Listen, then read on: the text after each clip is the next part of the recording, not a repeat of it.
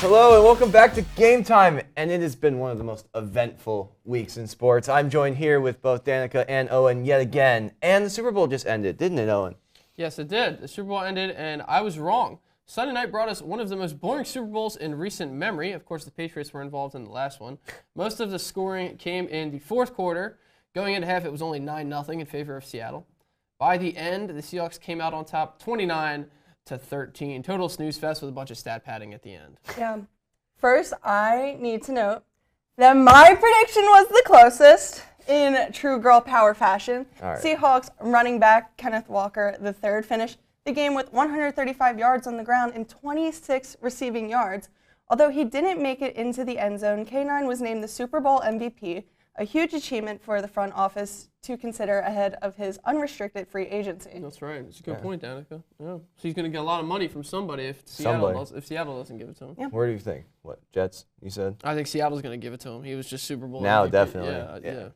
Surprisingly, it was a kicker that shelled out most of the scoring in this contest. Seahawks kicker Jason Myers went 5 for 5 on field goals and 2 for 2 on both his extra point attempts. This put the finishing touch on a legendary NFL season for Myers, who became the first player in NFL history to score 200 cumulative points in 1 year. That's right. Wow. For a kicker, that's kind of crazy. It's nuts. Yeah. Previously, the record was held by LaDainian Tomlinson, the Hall of Fame Chargers running back. I thought that Jason Myers should have won Super Bowl MVP. But Absolutely. Yeah, I mean, absolutely. A lot of people did, even though the longest field goal was only 41 yards. Yeah. He was responsible for 17 of the team's 29 points, and he did have a pretty unbelievable season. Can't lie. However, K9 did have a really, really good game. I can't deny that, honestly. He proved why he should get his contract and should be re-signed. But they still have a decision to make because Charbonnet did have a really good season as well. Yeah, but he blew up. He just had a tough injury at the end, though. I mean, that's gonna stick in their brains for sure. Recency bias is going to play a very big role. Drake May's implosion was the big thing for me. As someone who took the Patriots, I picked the Patriots and to win. I tried to ride with Drake May because I thought for sure, after an MVP style season, even though he didn't on win the easiest schedule. That's what people say. It's a very easy schedule, and that he was poor in the playoffs, which he was. He was scoring less points than, I don't know if you saw the graphic. He was scoring less points in the playoffs per drive than the 0-16 Browns. So, or 0-17, were it? Yeah, Browns. 16. I think it was 16. So, very bad. Very bad. Not going to win football like that. To be fair, O-line did not help Drake May at all. I remember watching the game, and I think he was on the ground like every other. He was getting pressured or had a hit or like he always had someone in his face every time. Mm-hmm. Granted, Drake May had some really bad throws. He missed even when there weren't people in his face. He missed some throws for sure. Some really bad throws. But he's a rookie, so I mean it's a little promising for the Patriots. We'll see what happens with Stephon Diggs, but. I just remember turning to you and saying this doesn't feel like a professional football game. It felt like youth football for most of the game. For 3 quarters. At least for the 3 quarters, yeah. But that's what happens when the best defense in football goes against the top 10 defense in football. So, and Christian Gonzalez, he strapped up JSN the entire game, basically. JSN looked hobbled a little bit. He might have picked up an injury, but yeah, Christian Gonzalez was unbelievable. Yeah. But going with the Super Bowl, I did read a stat that Bad Bunny had more yards than the Patriots did in the first half. And that kind of segues into the halftime show. What do we think about the halftime show? There was a lot of celebrities that I was not expecting to see. Lady Gaga coming on to perform. That was on no one's bingo card. Nope. Not a single one. If you look at the prediction markets, then you would have.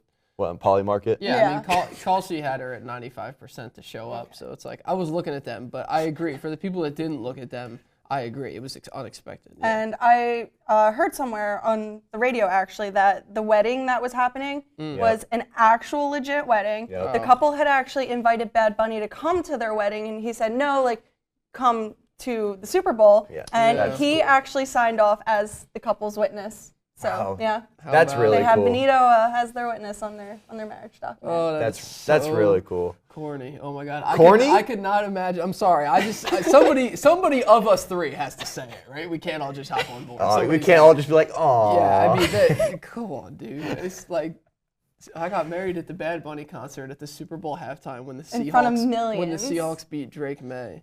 Yeah, I mean, I don't know. Look, man, if that's your cup of tea, that is your cup of tea. I love a lot of musical artists. Bad Bunny's great. I thought he did a great job. But I don't know if I would want to get married during a halftime show. I don't know. I thought the halftime show was really good. Yeah, production-wise, it was pretty cool. Production-wise, super as cool. Communications Yeah. majors, Super we cool. all can appreciate that when a production That's looks for pretty sure. good. Yeah. And like Great set. we said, he paid for all of that because the NFL doesn't fund anything. I think so. I know they don't pay the artist, but I don't know how much They don't of pay the the artist pays for the set. I'm not sure how much. I know there's probably a budget, and then whatever else goes the performer. would Probably all the obviously. bells and whistles came out of his pocket. But Yeah.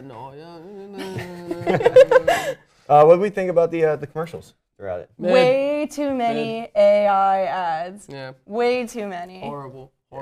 I So remember mad. that the commercials were so much better. Like it was funnier Back in the day. back in the day, Yeah. back in the good times. Too much AI. I have 100%. to say though, the Dunkin' commercial did get me a free coffee the next day, so I'm pretty happy about that. Ah, Pretty happy. Very Yeah. good, Danica. Free coffee. Free coffee. EFOC. Don't talk to me until I've had my EFOC. Right? You guys know that one? I think so. Yeah, I don't know about the Super Bowl ads. There was one that I was expecting, which involved 50 Cent, and he had a bottle of, well, can't even quote me on it because I don't remember. I saw it Nice. quickly scrolling through social media, and I was, thinking to myself, this is good. This is a little preview. And he said something about Combs. He said like Sean Combs did he? Like he made a reference to it. And then he laughed at the end. He was like, ha ha ha ha ha. So I thought that we would get a chance to see this 50 Cent Super Bowl commercial, and we did not. So maybe go and research that on your own. My favorite was the Minions one. I'm just gonna leave it at that. That's so simple. Yeah, the menu, it's just so simple, so effective. So Yeah, I love it. effective. You can never go wrong with the Minions. Noah actually let out an audible yell that I can't replicate without making my mic Really? spike. That I love actually the panicked Minions. me. I thought he was hurt. That I had to walk into We the have other a secret room. Minions fan at the desk? I think so. You didn't tell me. I am too. All right, who's your favorite? Bob. Gotta be Let's face it, Bob. It's gotta be Bob. Kevin's It's good. gotta be Kevin's Bob. good, but it's It's gotta be Bob. Gotta be Bob. Oh man. We love the Minions. So We what love was do your love the what was your Minions. favorite We love them more commercial? than Bad Bunny. I don't know. I don't know. Mine was the favorite Coinbase karaoke Oh, yeah, commercial that was a good one, because that too. really brought everyone in the room together, and And everyone was like, Coinbase, yeah, it was pretty good. cryptocurrency. I think it was the equivalent to last year's commercial when it made the screen look like you went onto the Fire Stick channel. Yeah, the equivalent Is that to the that. Roku one? Roku last year was the one where you thought your thing broke. Yeah. right? Yeah. Or was that YouTube TV? I don't No, know. it It was was Roku. Roku. Okay. Yeah. Because That would have me I think tripping. I think that was the equivalent. to That last was year's. great. Yeah. That was great. This year, I genuinely don't remember one outside of the ones that you guys are mentioning right now. That's how forgettable it was for me. Just because of all the AI usage or You could mention of AI. You could tell too. Yeah. You could easily tell. I kept playing Clash Royale on my phone during the breaks. Just because, the first course couple, you did. The first couple commercials they didn't get me, so I just tuned out after that. Yeah. You Good. definitely wanted to tune in to whatever went on in the NBA, that's for sure. Yeah, I was gonna say there was not much going on in the Super Bowl, kind of a snooze fest. But the NBA last night, as we're filming it now, Monday night in the NBA felt like Monday Night Raw. Oh, yeah. This week it was absolutely nuts. This is the first time that I can remember seeing 6 ejections in one night of basketball, professional basketball, and I've been watching since 5th grade. In Charlotte, it was Hornets players Miles Bridges and Moussa Diabate who were ejected for their involvement in a scuffle against the Pistons. Detroit had 2 players of their own that also got ejected in the confrontation. Centers Jalen Duren, shout out to Philly, and Roman Catholic, and Isaiah Stewart, which is a total shocker, right? Yeah. Because that guy is literally itching to fight anytime Same with Miles Bridges. he goes on the court. Not really. Miles Really? Bridges doesn't really beat on guys. He's in trouble for something off the court with his ex-wife or something. But Miles Bridges should not be in the NBA. If somebody like Isaiah Stewart wants to tee off on him, have at it, because just Google what happened to that guy. It's not cool. The fight in the Hornets game was definitely the more serious of the two, gaining traction on almost all media outlets after the game. For sure. The NBA also released a report that explained the ejections in the game. Crew chief John Goebel said that the players definitely engaged in fighting activity, which led to them being ejected by rule. A lot of fighting activity. Yeah. It started and then it stopped, and we're like, oh, okay. And then just it went to the started other again. side of the court and started again. Yeah, a couple punches were thrown. Yeah, more than a couple. More than a couple. Yeah. But I feel like we never see fights like this in the NBA. Not No. anymore. Nobody can really touch anybody during the games without a whistle being blown. Or it never actually like escalates to this point. It's always like You would think. it never actually no one ever actually follows through with the swing. You see this a lot in hockey But- nowadays too with fighting. It's across all sports. It's been broken up a lot recently. Yeah, which makes you wonder what was said, because we saw there was like a tripping incident on the sideline, whatever. Yeah. Call a foul, but what was said? You know what I mean? They got close. They were in each other's faces, but who knows? You know, I didn't see anything on what was said. It seemed like Diabate thought he felt it was the touching of his face. Dern felt that he got too close to him. That's why he touched his face. I don't know, man. It's all hearsay. But Miles Bridges, as long as he's getting his teeth kicked in. however, the Pistons would go on to win their game 110-104, moving to 39-13 on the season, which is still good enough for the first seed in the East. Owen, I know you definitely, when we did our predictions way back when in the fall, you did have the Pistons having a unpredictable season I had and a them very, top four, yeah. very, very good season too. Yeah, top four, but more specifically, I liked them sneaking into top two. I thought that they had the talent to do that, and right now they look like it. But in Minnesota, it was the Wolves finishing with the W, a commanding 138-116 win, led by the future of the NBA, Anthony Edwards. That's right. Were you guys up? What were you guys up to on Monday? Did either of you guys get a chance to watch these games live, Absolutely. or did you guys just see the clips of the fights? I had heard about an incident in one of the games through a group chat where we often talk about not just the NBA, but all sports, and then I got a chance to tune in and I got to see some of the aftermath. But it's always fun watching the guys like say the other night Duncan Robinson, like that are just, they look at it and they look down and they look at it and they just walk away. It's like they don't want to get involved, they don't want to take the fine, they don't want to get caught by an elbow or something. But those are my favorite guys to watch during that whole thing. It's like once it's all said and done, you know, who was just walking away on the sideline, getting some water, staying out of it. But yeah, I mean, it makes basketball fun.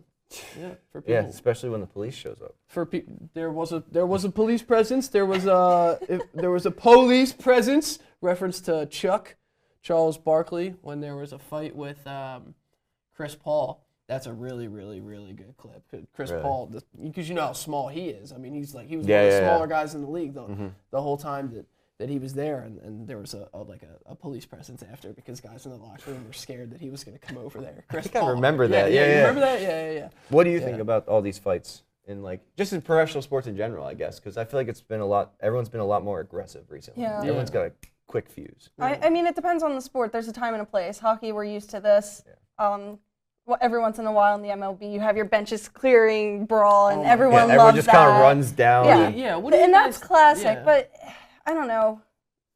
It's a player safety issue, and you guys know how I feel about player safety, and it's what do you guys just not think a of the good benches look. clearing? Because that is like one of the I think benches unwritten clearing rules are of awesome. baseball. You think They're it's awesome? so cool. I mean, half the It's time. classic. It's fun to It is. watch, but it's like it's just so like oh It's my typically gosh. your pitcher throwing at a guy who's been hitting bombs all season. The relievers, it's classic. the relievers are bored and tired, and they've been sitting all game, so they start using Exactly. camera pans to them, and they're like jogging onto the field, and it's like Too much hack a sack in the bullpen, you know. Yeah. Oh man. Benches I can't clear, wait. Man. Yeah. Speaking of the MLB, pitchers and catchers have reported today.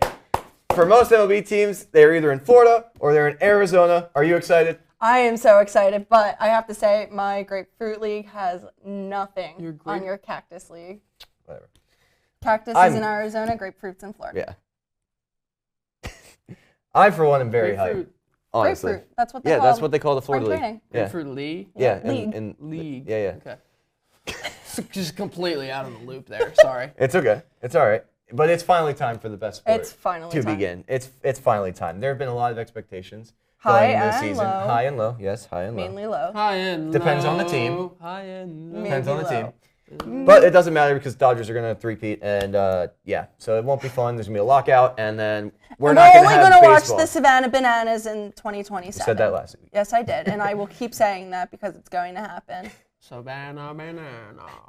Those are the guys They that introduced do 6 new teams, or 5 new teams? 7? No. They do the backflips, right? When they Yes. catch the fly balls. Did you see the one face plant on ESPN? I did not see Great. the face plant. Man. Anyway, sorry. You're good. Yeah. I, for one, am really excited for this season to start, especially with my Rangers.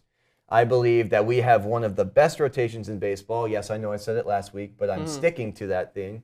With DeGrom, Eovaldi, and Gore, we have a very veteran starting rotation. As long as Kumar or Latz and Leiter can pitch just average, your average like 3-4 ERA here and there, as long as they can hold their ground, we should be good for at least the first 5 to 7 innings. I can't guarantee what our bullpen's going to do because Trash. our bullpen is a mess. Yeah. But our starting rotation should be one of the best in baseball. And as long as they can stay healthy, DeGrom had a healthy season, and he almost won a Cy Young. So, Almost. but he was. Almost. Anyway. Whoa, That's okay. fine. So that's the one with very, very low expectations for their team. As for our bats, I can't tell exactly how we will be, but the bar is pretty low based off of last year. We definitely had a down year bats-wise, but a lot of the bats that we had last season are gone, that were struggling. All of our common, very consistent bats stayed. Yes. We probably have one of the best outfields in Major League right now with Evan Carter, Brandon Nimmo, and Wyatt Langford. Well, And I don't know. I'm excited, honestly. I think we have a no-fly zone out there. I think Langford could win a MVP at one point in his life. I think he's very talented, very quick. No? nothing. I'm not saying anything. No, it's fine. Very quick and very, very athletic outfielder. So I have a lot of optimism. I believe that we can win the AL West because I don't think Houston made very many changes. They just lost Framber Valdez as well. So Yes. Sticky the door is wide open in the AL West. But it's just a question of if Texas will make their way through. Texas Rangers, man. it's all up to our bats this year because I have no doubt in our pitching because that's the only thing we've really been focusing on is getting our pitching better. And we had the lowest team ERA in baseball last year. So That's huge. Yeah, that's huge. we just couldn't hit the broadside of the The barn. Phillies have never, known what that's like. I Nope. mean, The Phillies look to be on the tail end of their peak. Their current roster is the equivalent of a retirement home. They re-signed Kyle Schwarber to a 5-year, $150 million contract, making him one of the highest paid designated hitters in the MLB. For what? I think this is absolutely ridiculous. You might have Whoa! might have had him for maybe 3 more years, but 5 years. You're looking at him and Bryce Harper continuing to strike out and completely miss the ball and fly out for what's going to be the next 5 years. Joining Schwarbaum is the best catcher in baseball, JT Realmuto. See, I'm okay with this, but I'm not really because you do have Marchand, who would be a good backup catcher in this, signing a 3-year, $45 million contract. Truthfully, I do think this also was a panic pay. Yeah, I don't know. I don't know that the Phillies are okay with Marchand. I think everybody that likes Marchand is like a fan under the age of 40. Because he can he can switch hit and he's quick out of his stance, but he's not a good enough modern catcher just yet. No, I mean, but I like him. I think there's potential there, but the Phillies know that he's not ready yet, so they were quick to sign. the Phillies JT. definitely choked on signing Bo Bichette, and JT was their panic pay. Did you They really couldn't think get he they had a couldn't get chance? rid of Alec Boehm and a third baseman. I So don't now think- we're just looking for any of those veteran names just to keep the core roster and our captains and whatever. I'm not too sure what Dave Dombrowski is thinking here. We do have some solid top prospects who are probably going to come up this season, though, and they should be utilized this season. But I'm worried that these young players are going to be compromised by the Phillies' geriatric team. I really am. And to quote my good friend Sean Carroll, they're going to be playing bingo by the end of this season because they will surely be lucky enough to clinch a wild card spot this season. That's a great quote. With Bryce Harper and JT and Schwarber and Turner, who's also really hot and cold most of the season, letting Bader just walk to the Giants, it's not looking good. It's really not. I was really shocked when you let Bader go. As an Brandon MLB Marsh fan. well, we have Crawford, who's likely going to come up and play center field, and he's our quick dude, and it's just. I guess. I feel like that was the least shocking thing about the whole ordeal. I knew that guy. Was Bader? I knew Bader that. walking. I thought Bader had a good year. If he was Dookie, we would have re-signed him. Here's the thing. For sure. Bader signed. What's going on with the steroid guy, Kepler? Are we keeping him or? We're gonna have to because no one's gonna want him. How do you bet on betting like less than 200? I'm pretty sure, and you're taking steroids. Aren't they supposed to make you better and not worse? I think when he was the only guy turning up in the playoffs, that's when they were like, yeah. oh, Wait a second, yeah, because he wasn't good the whole regular season. But here's the thing too with Bader is they signed him to a 1-year contract, and in his mind he's probably thinking, okay, I'm playing for a team that's going to make the playoffs. They're going to make a playoff run. I can be as good as I can and then possibly get signed to a longer contract. And that's exactly what happened. They worked him up, and he's going to a team that's not that good and doesn't perform that well, but he's getting paid a whole heck of a lot more than what the Phillies would have offered him. So in the long run, he got what he wanted. Yeah, just not for the team he wanted. No, because he did come out and say, he was quite shocked that the Phillies didn't re-sign him. Instead, you signed former Ranger Adolis Garcia. Yeah, well, listen. It was a home run or nothing, by the way. He's a big power guy. I think that maybe the front office was worried that Bader would morph into that. Yeah. But he's got a cannon out there in right field, though. I don't. He is a cannon. There's no. Bader? No, Garcia. Garcia's a cannon. He does. There's no explanation for the way that the Phillies and the Flyers front offices operate, though. I mean, the Sixers have been really trying to do this long, thought-out process for the longest time, and so they just keep saying process. Yeah, rebuild. So rebuild. So people don't question it, but that's all it takes is just somebody to call it that. You know what I mean?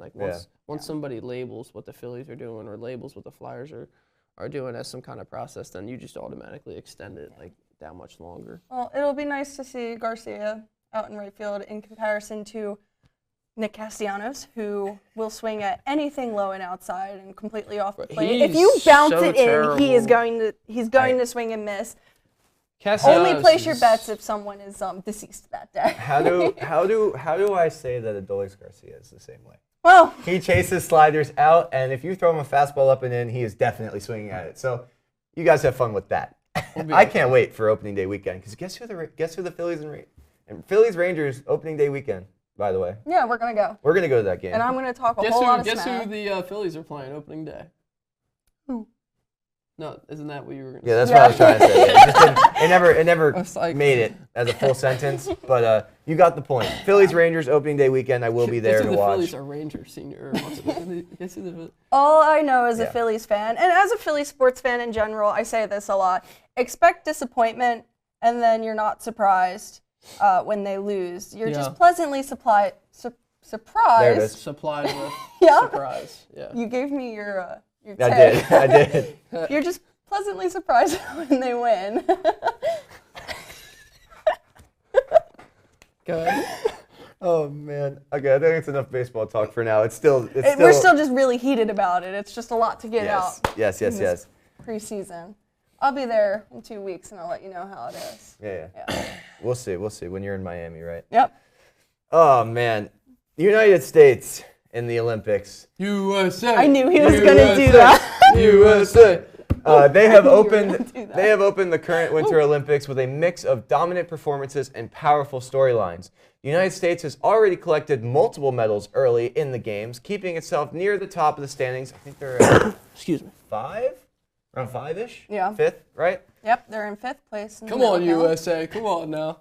As the competition continues, one of the biggest highlights came in figure skating when the U.S. captured gold in the team event led by a clutch performance from skaters like Ilya Malinin. There it is. We practiced this. Totally forgot it. Yeah, can't you tell?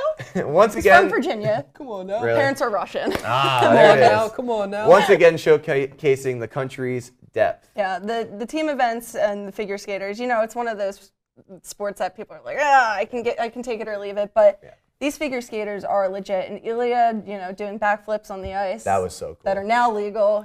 he looks really solid out there, and I'm really excited to see his solo performances. Yeah. Speaking of the ice, the U.S. women's hockey team has been absolutely dominant, controlling play in early matchups with decisive scoring and strong defensive performances, but their offense has just been absolutely killer. Veterans Hillary Knight and Kendall Coyne Schofield have led the charge, but one of the most meaningful moments actually came today with Layla Edwards scoring a goal against Team Canada. I believe they won 5-0 too. And this is pretty much just a preview into what the gold medal game is going to look like. Yeah. Edwards became the first African-American woman to score for the U.S. women's Olympic hockey team. She's also the first African-American woman to be playing on the U.S. women's hockey team. It's a milestone moment that has come in Black History Month, adding just a greater significance to her career. That's awesome. Yeah, it's really awesome. Most definitely. Another major storyline that has emerged, it's the presence of Lindsey Vonn at these Olympics. Her return has drawn worldwide attention. Obviously, she's older, she's wiser, you would think. Nope. But Lindsey Vonn got herself into a little bit of trouble. This was supposed to be a farewell tour, and it didn't quite go, as planned. While the comeback ends in disappointment after a big crash, which resulted in her having to be airlifted from the slopes, she does maintain her legacy as the most decorated one of the most decorated alpine skiers in U.S. history. For those that don't know, she had a severe injury to the knee, the ACL turned to lasagna, and then she still tried to go out and ski on it. So we respect the heart, but, talking in the room beforehand, I was kind of like, what's she doing? Yeah. What's she doing? Yeah. Personally, I think Vonn should have hung up the skis. For sure. You're 41 years old. You know this is probably your last Olympics. This was career suicide. Was it truly worth it? No. It was more so the decision to keep skiing after the injury. Yeah. Going on the You're on a farewell ruptured tour, ACL. like, I respect it. You got the drive in you, you got the fire in you, you can't quit. Like, Tom Brady says it all the time, like, he wants to go back. And he probably could if he wanted to. But the thing with her is, it was the injury, and it was the skiing on the injury. That's the one thing that you do not I believe want her to go femur's wrong now with your knee. broken, so she's just done for. Which is the big one. That's the one from here to here. I mean, that's It was a really, really sad watch. Yeah. And I totally forgot about the ACL tear ahead of time, to be honest. So I was watching, I was like, You're just like, oh, that's bad. I was like, oh, now her ACL is really gone. But for some reason, it was already just completely demolished, and then she just hurt herself more. I don't know, man. 41 years old. It's at that point, you just let it go. Yeah. Let it go. We respect the fire and the drive, though. Yes. Putting it on for the country. I respect the effort, and I respect that she gave it a shot. But now she really should just, that's it. Yeah. That's it. That's it for her. I mean, I got nothing else. Anything else? No, just for like a preview into other events, the men start this Thursday. I'm really excited for that. It's the first time NHL players will be playing in the Olympics since the 2014 Sochi Olympics. Yeah. So silver today, right, for the curling as well. Yeah, we dropped the ball there. We had I don't know if we Against really dropped the ball. The Swedes, they were unreal. Like they were the favorites. So well, people were saying the Italians were the favorites. No. That Swedish team they were electric. Yeah. Frustrating, but yeah. That's medal number 7 for the USA. Grabbing that silver there. I just double checked. So good stuff.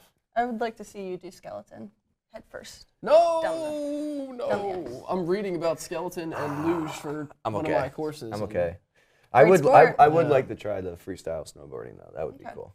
Yeah, it's ski jump. There's the ski jump. Yes, the ski jump. Long skis. Yes, that actually looks fun. Yeah. They just. That's lit. Yeah, that does look like fun. But just to wrap it up, the medal leaders right now, we got Norway with 12 and has the most gold medals. Who's surprised? They're in the north. Italy has 11. They have the most bronze medals. In the north. Yeah. They are.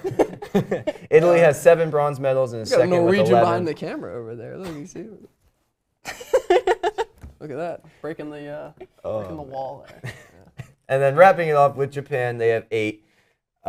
USA, Sweden right behind them, and then the list just kind of just trickles on. But we'll obviously still be rooting for the USA. Yeah, absolutely. Hopefully they can get a couple more gold medals. It seems like the ones that were kind of expected are happening. Hopefully in hockey, You said women's might have a good shot at it. We'll see what the men's do. Today was absolutely a preview, and we're looking pretty good. The men's might have a shot, but probably unlikely.